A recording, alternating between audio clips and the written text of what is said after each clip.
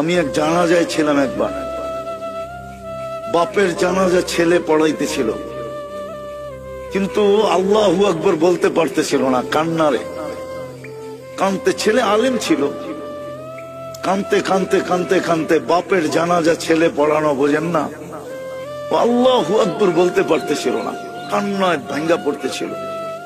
একবার বড় কষ্ট করে জোরে আল্লাহু আকবার বলে উঠছে। জানাজা শেষ, আমার মন বলতেছিল যেন বাবা মাফ হয়ে গেছে।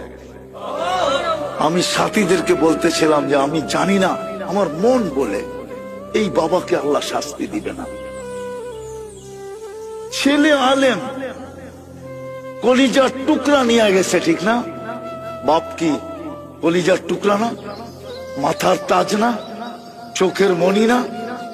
আজকে সমাজে নাও হইতে পারে, কিন্তু একদিন তো বাপ এটাই ছিল, ঠিক না?